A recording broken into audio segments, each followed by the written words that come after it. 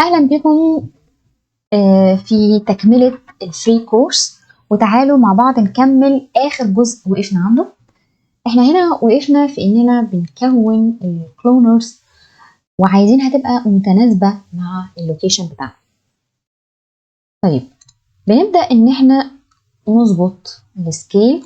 طبعا بالنسبة لي هنا أنا يعتبر مش شايفة حاجة، فأنا محتاجة أخده. أدينا شايفينه كده.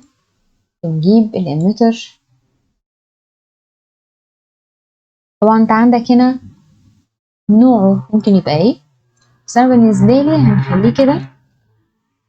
هنحتاج ان احنا نكبره اكتر عشان يبقى مناسب للحجم اللي احنا عايزينه، وهيبقى مثلا هنا كده حاجه زي كده مثلا. فلما نبتدي زي ما انتم شايفين بيبدا يشتغل عادي جدا، ولكن حجم السفير مش بتبقى مناسبه للسي. فبنيجي للسفير ونبدا نكبرها شويه. بتحصل بقى المشكله اللي اتكلمنا عنها المره اللي فاتت، اللي هي ان السفيرز نفسها مش حاسه ببعضها، فبيحصل ما بينهم اللي بنسميها interlacing. طيب علشان نمنع الموضوع ده ونخلي الكور تخبط في بعض بدل ما تدخل جوه بعض بالمنظر ده، لان ده معناه ان كل كوره مع نفسها، كل سفير مع نفسها مش حاسه بوجود اي اوبجكتس تانية حواليها. ده بيحصل ازاي؟ ده اللي بنسميه بقى بدايه السيميوليشن، واللي عن طريقه بنبدأ إن احنا نيجي عند السفير بتاعتنا ونختار لها من ضمن المجموعة بتاعة البوليت تاجز ريجيت بودي. خلي بالك في فيرجن 26 بدأ إنه يفصل الداينامكس الجزء ادفانسد معين، والجزء القديم اللي هو سيميوليشن تاجز سوري في سيميوليشن تاجز، وفي اوبشنز تانية هنا بتلاقيها بتتعامل مع الداينامكس القديمة، انما في البوليت المجموعة دي بتتعامل مع بعض. فما ينفعش تبقى مثلا نختار الريجيت بادي سواء من هنا او من اي اوبشن تاني جوه القوائم وتيجي تتعامل مع البوليت تاجز. فمختصرها ان احنا بناخد التكنيكس الجديدة مع بعضها. طيب الريجيت بادي دي لما بدخلها بتعمل ايه؟ تعالوا كده نرجع باك ونعمل بلاي. بصوا اللي بيحصل. تعالوا نطلع بره الكلام ده علشان نشوف ايه اللي بيحصل بالظبط.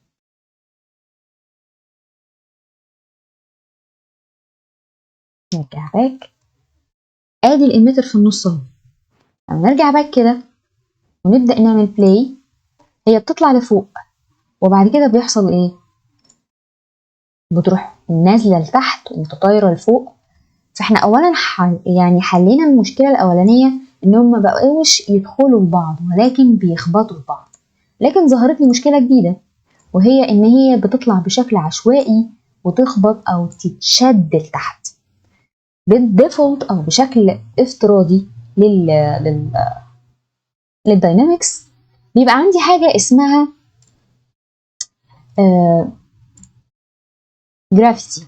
الجرافيتي دي هي اللي بتشد اي اوبجكت بيدخل ضمن موضوع الداينامكس ويبدا يسحبه لتحت. فبما ان انا مش عايزه اوصل لده، مش عايزاه يتسحب لتحت بالشكل ده، انا عايزاه يفضل طاير لفوق، مفيش كور تتسحب لتحت خالص او سفيرز او اي اوبجكت، لازم الغي الجرافيتي دي اللي هي الجاذبيه للارض. الغيها ازاي؟ لازم اروح لها من البروجكتس سيميوليشن، هتلاقي حاجه اسمها جرافيتي. شايفين ماينس كذا اللي هي لتحت. فلما اقول لها ان دي زيرو، طول ما انت في النص عمرك ما هتشوف ابديت، لازم ترجع من اول التايم لاين ونعمل بلاي بحيث ان احنا نشوف الموضوع. طيب المشكله ما اتحلتش للاسف، ده لان اولا هي موجوده في مكان تاني، ثانيا زي ما انتم شايفين المشكله مش بتنزل تحت بس، بتتطاير بشكل عشوائي في كل حته لفوق. اذا احنا محتاجين ان الاميتر نفسه كمان يبدا يتظبط، اللي هو البارتكلز هنا. فخلينا نستارت اميت من زيرو عادي، واللايف تايم يفضل 150 مثلا، يفضل معايا لغاية 150 فريم. السبيد نبدأ بقى نقلها كده، نرجع باك ونشوف الدنيا ماشية ازاي. لسه بيتسحب لتحت، اذا الجرافيتي لسه ما اتلغتش، يبقى في مكان تاني في موضوع الجرافيتي برضو. طب نرجع كده تاني لنود بروجكت، هتلاقي زي ما كان في سيميوليشن اللي احنا قفلناها عندي هنا، لو رجعت لورا شوية هتلاقي سيكشن خاص بالبوليت، وده السيستم القديم. احنا قلنا هنا ان الداينامكس اتعمل له ابديت، بس في نفس الوقت ما لغاش السيستم القديم. ده حرصا ان انت مثلا تشتغل على بروجكت على فيرجن قديم شويه، واضطريت ان انت تشتغل على سينما 26 او عايز تستفيد منه شويه، فهو حرص ان انت تقدر تفتح البرنامج بالحاجات القديمه او بالداينامكس القديم وتعدل فيه، وفي نفس الوقت ممكن تلغيه وتتعامل مع الجديد. بصراحه ميزه روعه جدا. فبالتالي لازم لما هلغي الجرافيتي هلغيه من الاتنين. زي ما انتم شايفين هو فعلا 1000 طالع لفوق او 1000 سنتي، خلينا نقول له 0. واعتقد مفيش تاني مكان تاني للكاش. بس طيب نرجع باك نشوف، لسه برضو في مشكلة. نكمل مع بعض. معلش انا عملت بوز بسبب ان البرنامج عمل فريز، فنكمل اخر حاجة قلنا فيها. تمام. المنظر ده احنا كان عندنا المشكلة زي ما اتفقنا ديت. اول حاجة احنا بنتأكد جدا ان لما بنروح للبروجكت سيتنج، وبالمناسبة نقدر نجيبها من كنترول دي شورت كات، تتأكد ان انت في الجرافيتي عاملها -10 بحيث ان هي تتسحب لتحت مش تطلع، مش تتسحب قصدي لغاية الاميتر نفسه، مش تتسحب لتحت. في نفس الوقت ان انت في السيميوليشن دي هنرجعها تاني للديفولت بتاعتها. طيب على الرغم من كده هنا بدأت ان هي تشتغل كويس، لكن في بعض السفيرز بتطلع بشكل غريب شوية. وده بسبب ايه؟ ان الداينامكس الجديد الخاص ب 26 بنحتاج ان احنا بنروح للريجيد بودي وبنروح للكوليجن، مش في الدايناميك، في الكوليجن، الجزء اللي خاص بالكوليجن. ومعناه ان لما الكور تخبط في بعض ايه الايفكت اللي يحصل. كلمة اوتوماتيك كده دي معناها ان بيديني افكتات غريبة مش اللي انا عايزة اوصل له. هي في الشيب ببتدي على اساس اللي قدامي، يعني ده انا قدامي دلوقتي الكور دي انا مش محركاها، مش عامله لها اي انيميشن، بنسميها ستاتيك مش. اي اوبجكت زي كده بيبقى اسمه مش، والستاتيك ان هي حالته ثابته، فبنختار ستاتيك مش. فتعالوا كده نبص ايه اللي هيحصل. هتلاقينا ان احنا انتهينا من الباد افكت اللي حصل. طب وده ليه؟ ملهوش تفسير معين، بس هي الفكره في ان البوليتس او الداينامكس الجديده الديفولت بتاعها المفروض تبقى ستاتيك مش. يعني انت لو شغال على 25 او حاجات اقدم شويه بتلاقي الديفولت بتاعها ستاتيك مش. في الجديد غيرها وخلاها اوتوماتيك، فبدات في بعض الاحيان تديني باد افكتس للانيميشن اللي انا عايزه اوصل له او الديناميك اللي عايزين نوصل له. طبعا احنا بنختار ستاتيك لاني ما عنديش انيميشن، لكن لو انا ماسكه اوبجكت وعملت له حركه بنخليها موفينج مش، وبحيث انه يقرا الاوبجكت صح. تمام. هو كده قرا الاوبجكت صح، فبالتالي اداني الافكت المطلوب تحقيقه بناء على اللي انا طلبته منه. تمام. تعالوا كده نبص.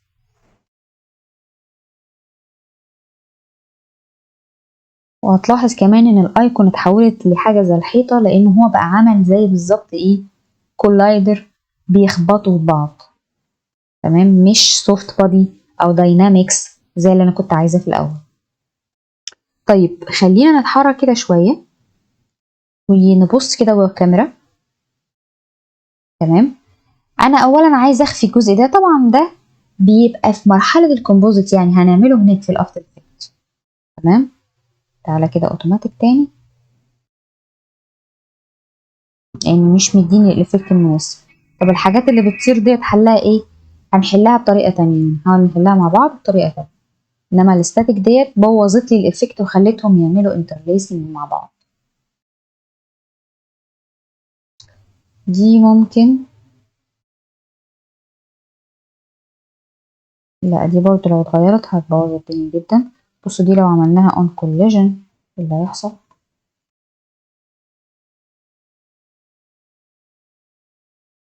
طب والله مش بطالة ولكن داخلين في بعض. لو رجعنا كده باك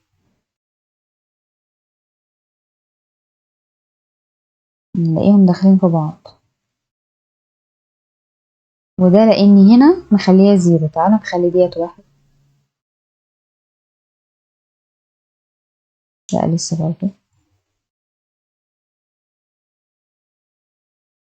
اللي هي مسافة السفيرز عن بعضها.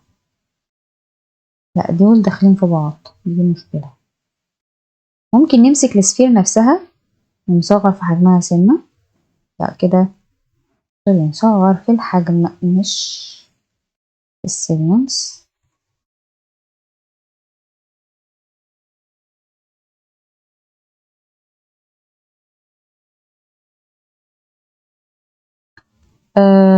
ممكن نعمل ايه كمان؟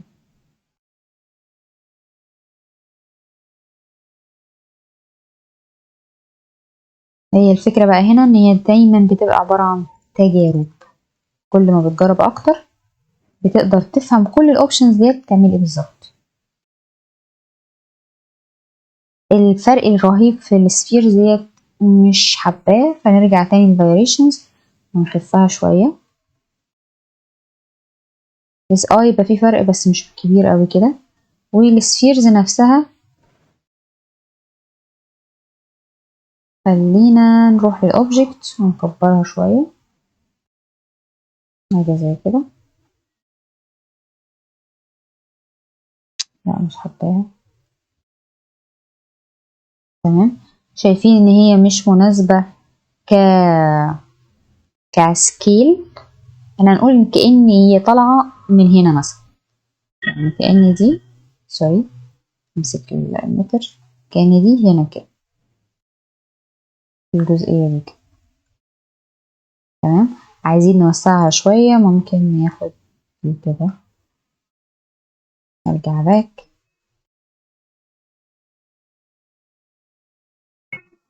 تبقى بالشكل ده.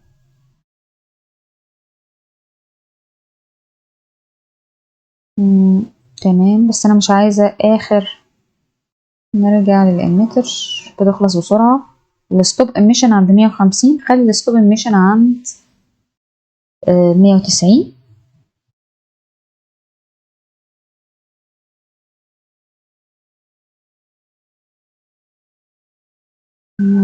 يعني مش اعتقد كده اكتر شوية.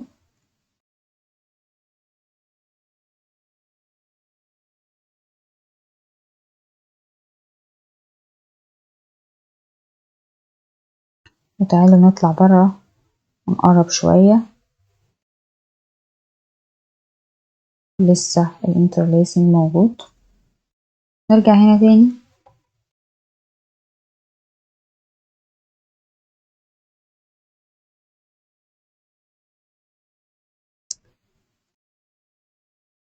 مجرد ما زودنا كده، نبص حواليا في كل حتة بدأت تبعد عن بعض. لما زودت المساحة بتاعة الاحتكاك ممكن نزودها شوية كمان، تقريبا عشان السفيرز كبيرة فعايزة مساحة أكبر من الطبيعي. تمام. وممكن نستوب كده، نرجع للإميتر، نقل العدد شوية.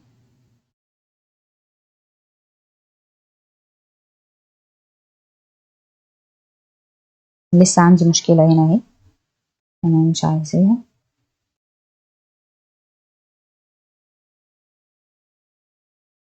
مش فاهمة انتوا فعلا. طيب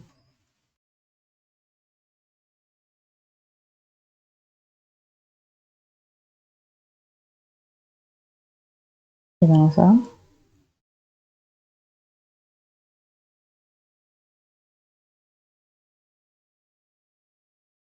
لا لسه في سبيرز قريبة من بعض اوي.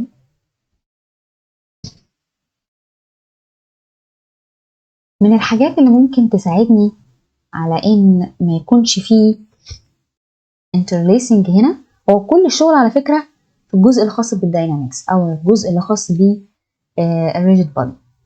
ففي الدايناميك هنا هنلاقي الحل اللي بيخليهم ما يدخلوش في بعض. احنا جربنا مع بعض ال size of increment بحيث نفرق بينهم شوية.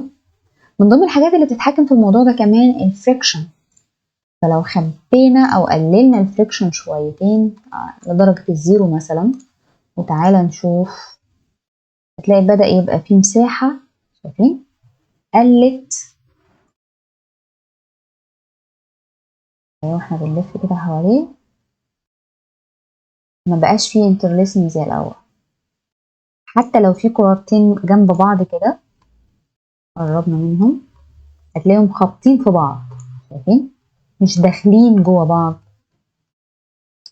تمام. فالفريكشن او الاحتكاك معامل الاحتكاك من العوامل او من الافكتورز اللي بتأثر على حاجة زي كده مهم جدا. طب جميل. مش عايزين ندخل في تفاصيل كتير لان موضوع الداينامكس ده علشان يتفهم اكتر لازم شغل عملي كتير عشان تقدر تفهمه وتقرب الفكرة ليك. بس انا بحاول ان احنا من خلال شغل عملي ومثال عملي زي كده نفهم ايه الفكرة من الدايناميك او من الريجيد بودي. طيب لما بنبص كده على شكل كده بدأت السفيرز تبقى مناسبة جدا واخدة المكان كله. وخلي بالك مش شرط تبقى مال الدنيا كلها. احنا ممكن هناك في الكومبوزيت دي من واحدة من أهمية الكومبوزيتنج نفسها ان انا مش محتاجة ان انا اكتر العدد واعمل الدنيا عندي هنا. لا انا ممكن اخد نفس الريندر واكرره مرتين ثلاثة مع شوية ديفرنس كده ونخلي المكان هنا مليان بشكل مناسب في السفيرز ديت.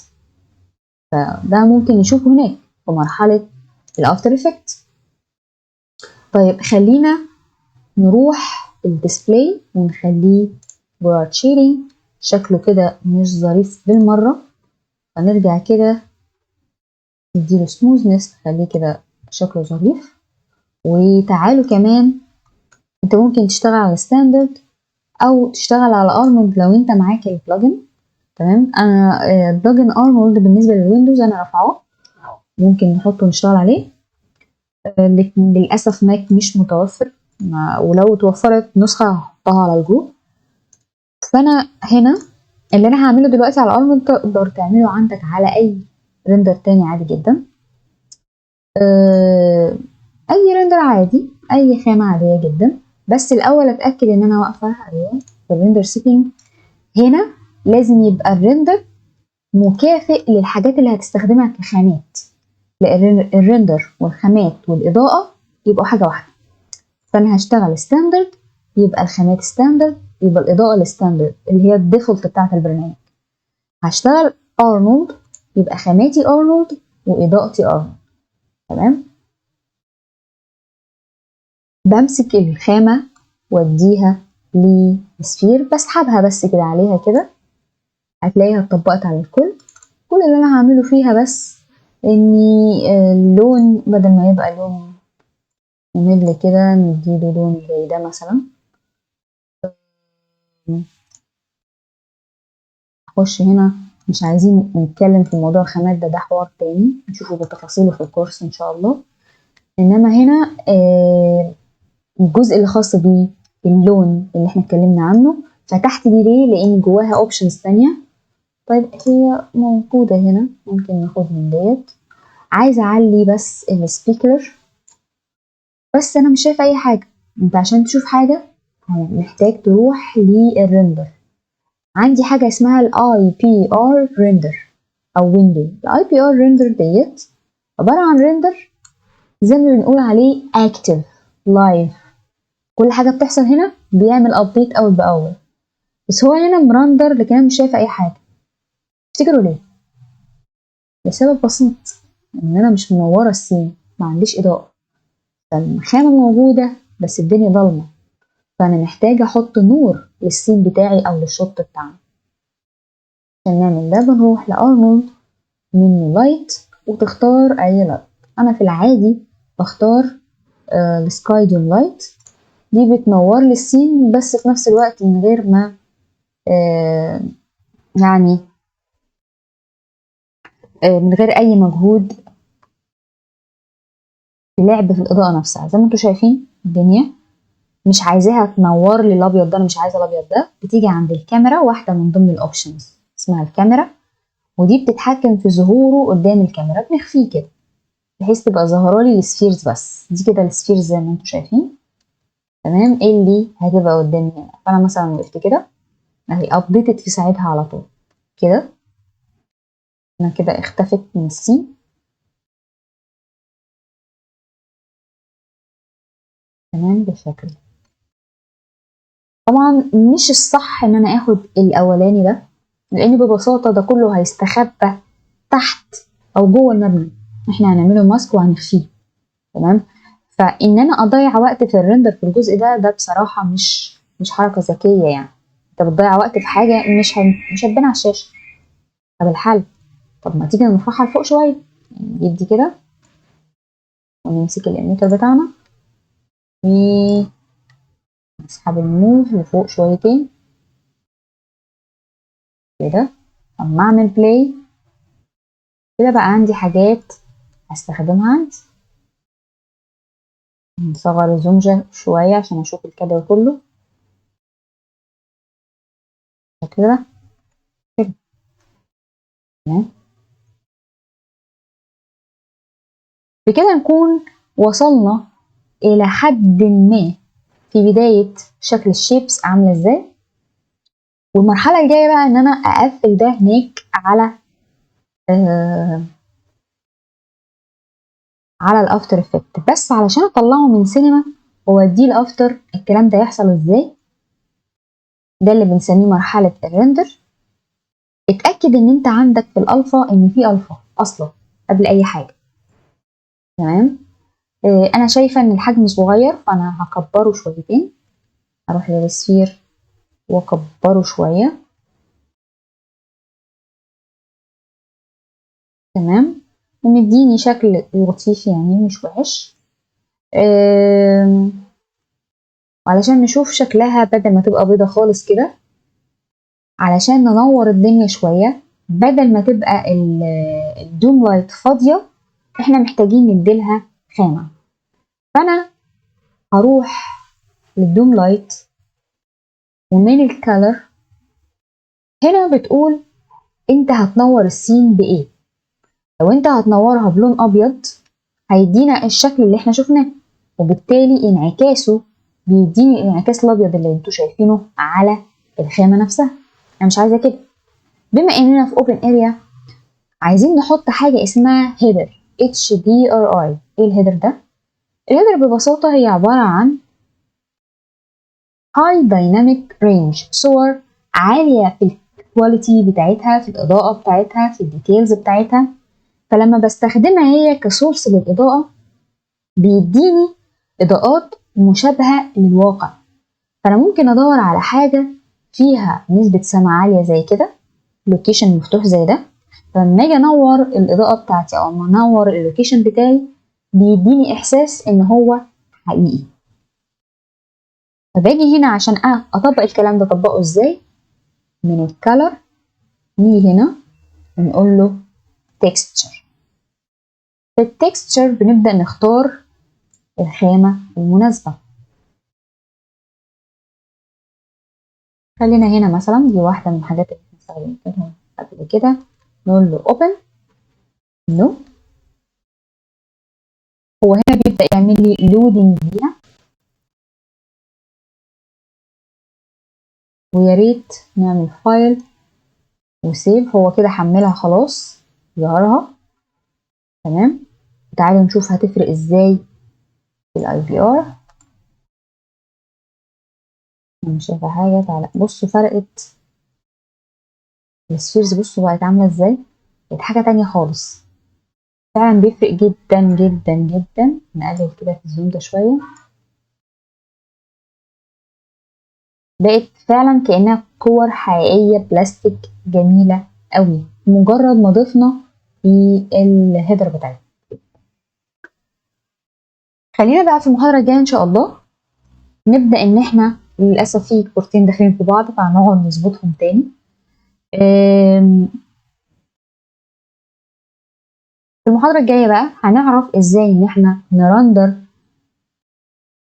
السفيرز من هنا ونبدأ نبعتها للأفتر افكت، نعمل لها ازاي رندر، نراعي في الرندر ان احنا نقرا الالفا، دي مهمة قوي قوي لان لو ما قراش الالفا هتبقى اللي ورا ده اسود في اسود فانت مش هتعرف تفصل السفيرز لوحدها، فلازم الالفا تبقى موجودة.